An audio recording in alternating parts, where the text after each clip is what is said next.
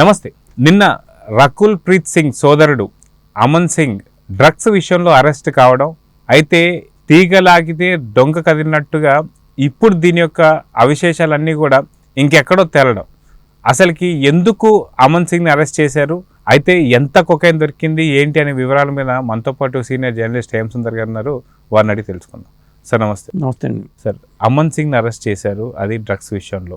అయితే ఈ యొక్క కూపీ లాగితే డొంక కలిగినట్టు ఈ యొక్క లింకులు ఇంకెక్కడో కలుగుతున్నాయన్నట్టుగా కొంత సమాచారం అయితే వస్తుంది. సో నిజంగా ఎందుకు తెలంగాణలో, అది కాక సైబరాబాద్లో తను అరెస్ట్ చేశారు? తెలంగాణలో ఇలాంటి డ్రగ్స్ పైన ఒక ఉక్కుపాదం మోపుతున్నారు రేవంత్ రెడ్డి గారు. సో అయినా సరే ఇలాంటివి దొరుకుతున్నాయంటే ఇంకా పూర్తి స్థాయిలో ఇది సమస్య పోలేదా అంటే ఏమంటారు? ఇది గతంలోనే జరిగిందండి. అకున్ సభల వారు ఉన్నప్పుడే దీని మీద ఉక్కుపాదం మోపే ప్రయత్నాలు జరిగినాయి.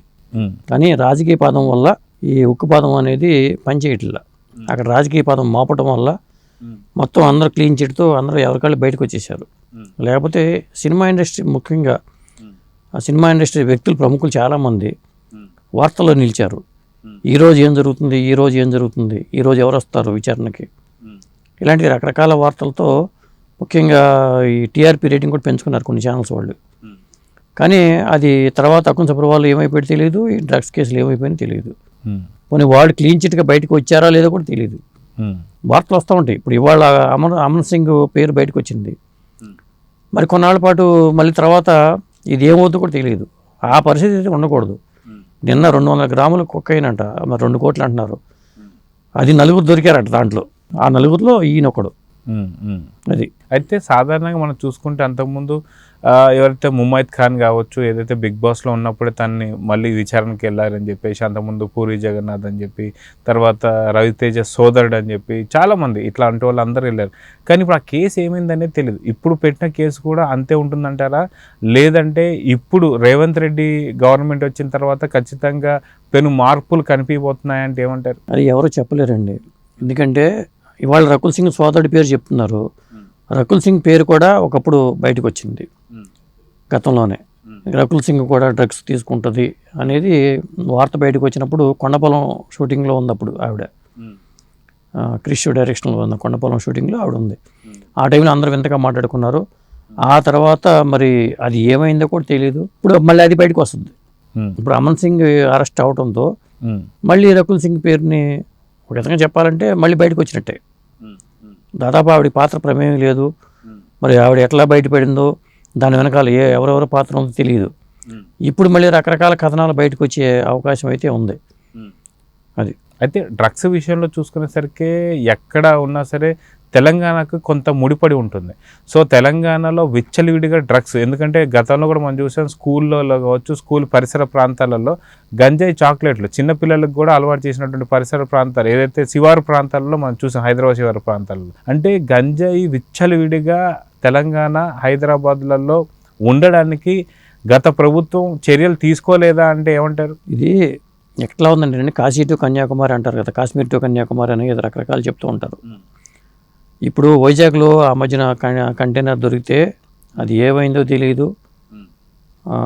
అది డడ్జిస్ట్ అని చెప్పి అన్నారు, అది ఏమైందో కూడా తెలియదు. అలాగే గుడివాడ, ముఖ్యంగా కృష్ణా జిల్లా గుడివాడలో గంజాయి ఏ రూపంలో కావాలని దొరుకుతుంది అని చెప్పారు. అట్లా రకరకాల వార్తలు వచ్చినాయి. వైసీపీ గవర్నమెంట్ ఉన్న టైంలో అసలు గంజాయి విపరీతంగా స్మగ్లింగ్ జరుగుతుందని చెప్పి వార్తలు వచ్చినాయి. అలాగే హైదరాబాద్లో మొదటి నుంచి కూడా ఉంది. అది సినిమా ఇండస్ట్రీ పేరు వస్తుంది, బయట వస్తుంది. ఇంటర్నేషనల్ స్కూల్స్లో కూడా స్టూడెంట్స్ కూడా వీటికి బానిసలు అవుతున్నారని వార్తలు వస్తున్నాయి. దొరుకుతున్న వ్యక్తులు వార్తలు వస్తున్నాయి తప్పితే మరి అసలు దీని వెనకాల అసలు ఎక్కడి నుంచి వస్తుంది, ఇన్ని అరెస్టులు జరుగుతున్నా అది ఎందుకు అరికట్టలేకపోతున్నారు అంటే నార్కోటిక్స్ విభాగం ఎక్కడ ఫెయిల్ అవుతుంది, ఇలాంటి అంశాలన్నింటి మీద ఒక అధ్యయనం జరగాలి. దీని మీద కమిటీలు వేసుకుని ఇంకొక సపరేట్ వింగ్ అన్న ఏర్పాటు చేయాలి. మానిటరింగ్ చేయడానికి, నార్కోటిక్స్ విభాగం చేసి దాన్ని మానిటరింగ్ చేయడానికి ఇంకో వింగ్ ఏర్పాటు చేయడం చేయాలి. అవి చేయకపోతే రేపు రేవంత్ రెడ్డి గవర్నమెంట్ కూడా ఫెయిల్ అవుతుంది ఈ విషయంలో. అయితే గతంలో చూసుకుంటే అటు ఏపీలో వైఎస్ఆర్సీపీ కావచ్చు, ఇటు టీఆర్ఎస్ నుంచి బీఆర్ఎస్కి మారినటువంటి ఒక పార్టీ కావచ్చు, ఈ రెండు పార్టీలు పూర్తిగా అలసత్వం చూపించడం వల్లనే, లేదా వాళ్ళ పార్టీ వాళ్ళకి సంబంధించిన వాళ్ళే దీన్ని కొంతమంది ప్రోత్సహిస్తున్నారు కాబట్టి ఇంత విచ్చలవిడిగా ఇరు తెలుగు రాష్ట్రాల్లో జరుగుతున్నాయంటే ఏమంటారు? అంతే కదా. మరి ఇక్కడ అప్పుడు బీఆర్ఎస్ గవర్నమెంట్ ఉన్నప్పుడు అక్కడ వైసీపీ గవర్నమెంట్ ఉన్నప్పుడు ఈ డ్రగ్స్ ఎలిగేషన్స్ విపరీతంగా వచ్చినాయి. అవును. ఇప్పుడు రాకూడదు, ఇప్పుడు అరికట్టాలి వీళ్ళు. అప్పుడు కొంతమంది ఏమైపోయారో పేర్లు బయటకు వచ్చిన వాళ్ళందరూ మరి కేసులు ఎట్ట మాఫీ అయినాయి అంటే రాజకీయ కారణాల వల్ల వాళ్ళ నుంచి కేసుల నుంచి బయటపడేశారా, ఇలాంటి అంశాలన్నీ ఉన్నాయి. ఎందుకంటే షారూఖ్ ఖాన్ కొడుకు అరెస్ట్ అయినప్పుడే అది పెద్ద సంచలనం అయింది. అతను ఆ కొడుకుని బయటకు తీసుకురావడానికి ఎన్ని రకాల ప్రయత్నాలు చేయాలి అన్ని రకాల ప్రయత్నాలు చేశాడు. మొత్తానికి సక్సెస్ అయ్యి బయట తీసుకొచ్చాడు. అంటే ఇట్లాంటి నుంచి బయటకు మామూలు కామన్ మ్యాన్ అయితే దీంట్లో ఇరుక్కుంటే బయటికి రావడం కష్టం. కానీ ఒక సెలబ్రిటీకి అని దీంట్లో ఇరుక్కుంటే చాలా ఈజీగా వచ్చేస్తున్నారు. ఎలా వచ్చేస్తున్నారు, ఏ రాజకీయ శక్తులు పనిచేస్తున్నాయి దీని వెనకాల అనేది చాలా, దీని మీద గవర్నమెంట్ కూడా దృష్టి పెట్టాలి. ఇప్పుడు వైసీపీ గవర్నమెంట్ అక్కడ లేదు, ఇక్కడ బీఆర్ఎస్ గవర్నమెంట్ కూడా లేదు. ఇప్పుడు వీళ్ళకి అవకాశం వచ్చింది. అవకాశం వచ్చినప్పుడు మీ నిజాయితీ నిరూపించుకోవడానికి, దీన్ని అరికట్టడానికి మనం ఏం చేస్తున్నామని ఇక్కడ రేవంత్ రెడ్డి గవర్నమెంట్ కూడా కృషి చేయాలి. రెండు కేసులు దొరికినప్పుడు ఖచ్చితంగా అప్పుడు అమన్ సింగ్ ఎవరైతే దొరికారో అమన్ సింగ్ని పట్టుకుని మొత్తం తీగలాగితే ఎవరెవరు ఉన్నారో ఎక్కడి నుంచి వస్తుంది, అసలు అమన్ సింగ్కి ఎవరు ఇచ్చారో, వాళ్ళకి ఎట్టా వచ్చింది, ఇవన్నీ బయటపడటం పెద్ద కష్టమేం కాదు మనిషి దొరికినప్పుడు. అయితే ఇప్పుడు అమన్ సింగ్ కూడా షారుఖ్ ఖాన్ కొడుకులాగా బయటపడే అవకాశం ఉన్నాయంటారా? ఇప్పుడు అవకాశాలు లేవు. ఎందుకంటే గతంలో బీఆర్ఎస్ గవర్నమెంట్ ఉన్నప్పుడు వాళ్ళ అమ్మాయి కవిత విషయంలోనే గవర్నమెంట్ వెళ్ళిపోయింది, కవిత బయటికి రావడం కూడా చాలా కష్టమైంది అప్పుడు ఆ టైంలో. ఇప్పుడు గవర్నమెంట్లు మారినప్పుడు ఖచ్చితంగా ఇక అవకాశం ఉండదు. ఎందుకంటే వీళ్ళు కూడా నిరూపించుకోవాలి కదా, లేకపోతే వీళ్ళ మీద కూడా ఆ ముద్ర పడిపోద్ది. అందుకని రేవంత్ రెడ్డి గవర్నమెంట్ నేను అలా చేస్తున్నాను అనుకోవట్లా.